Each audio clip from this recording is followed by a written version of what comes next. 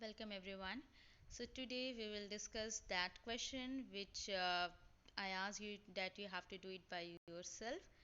That question, only one question is given, that is, you have been provided with three test tubes. One of them contains distilled water and the other two contains an acidic solution and a basic solution respectively. If you are given only red litmus paper, how will you identify the contents of each test tube? So in this you are having three test tube. One is containing water, one is containing acidic solution, and the other one is containing third one is containing basic solution, and you are provided only red litmus paper, and with the help of only one red litmus paper you have to identify all these three.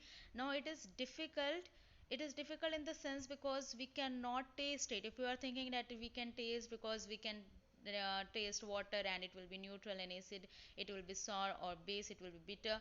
So in that, no, we can't taste, because most of the acids and the bases, they are dangerous and they are harmful.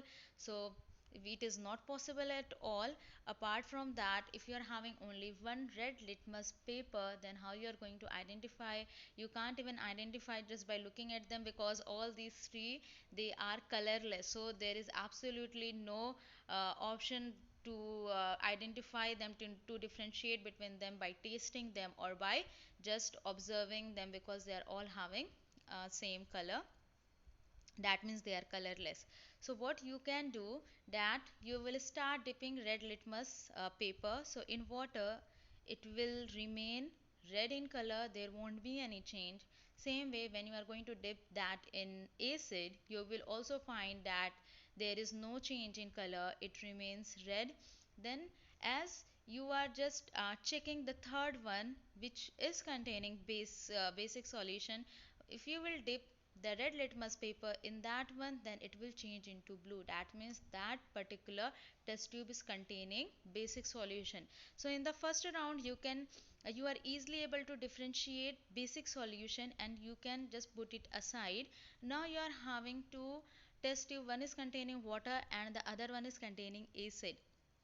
Now what you can do, now as you have dipped red litmus paper in basic solution, now it has turned into blue. So now you are having blue litmus paper.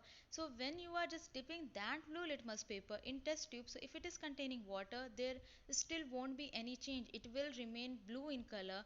Whereas if you are dipping that blue litmus paper in the other solution which is containing acid, then it will again change from blue to red. So like this you are able to differentiate between all these three test tubes containing water, acidic solution and basic solution.